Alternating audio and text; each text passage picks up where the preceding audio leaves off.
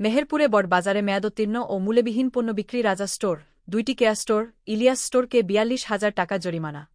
বুধবার দুপুরে মেয়াদোত্তীর্ণ, নিষিদ্ধ ও মূল্যবিহীন কসমেটিক্স বিক্রির দায়ে রাজা স্টোর প্রতিষ্ঠানটির মালিক আব্দুর রাজ্জাককে 15,000, নিউ কেয়া স্টোরের মালিক হাফিজুর রহমানকে 15,000, মেসার্স কেয়া স্টোরের মালিক আজিজুর রহমানকে 5,000, ইলিয়াস স্টোরের মালিক আবু সাইদকে 5,000 এবং একটি রেস্টুরেন্টকে 2,000 মোট 42,000 টাকা জরিমানা আদায় করা হয়।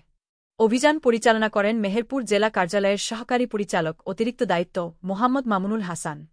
পরিচালিত এই অভিযানে ফল, কাপড় ও কসমেটিক্স ব্যবসা প্রতিষ্ঠানগুলো তদারকি করা হয়। অভিযান সূত্রে জানা যায়, নির্মিত বাজার তদারকির অংশ হিসেবে মেহেরপুরের বড় বাজারে অভিযান চালায় জাতীয় ভোক্তা অধিকার সংরক্ষণ অধিদপ্তর জেলা কার্যালয়। জেলা কার্যালয়ের সহকারী পরিচালক মোহাম্মদ মামুনুল হাসান বলেন, অভিযান চলাকালে ব্যবসায়ীদের ন্যায্যমূল্যে পণ্য বিক্রয়, মূল্য তালিকা সঠিকভাবে প্রদর্শন, ক্রয়-বিক্রয় ভাউচার সংরক্ষণ এবং মেয়াদোত্তীর্ণ পণ্য বিক্রি না করার নির্দেশনা প্রদান করা হয়েছে। জনস্বার্থে এ ধরনের অভিযান অব্যাহত থাকবে। অভিযানে আরও সহযোগিতা করেন নিরাপদ খাদ্য কর্মকর্তা রিয়াজ মাহমুদ, শিক্ষার্থী প্রতিনিধি তামিম ইসলাম, ক্যাবের সাধারণ সম্পাদক মাজেদুল হক মানিক ও জেলা পুলিশের একটি টিম। মুজিবনগর খবরে নিউজ এর জন্য যোগাযোগ করুন। আশফারুল হাসান সুমন, উপদেষ্টা সম্পাদক, মোবাইল 017222266606।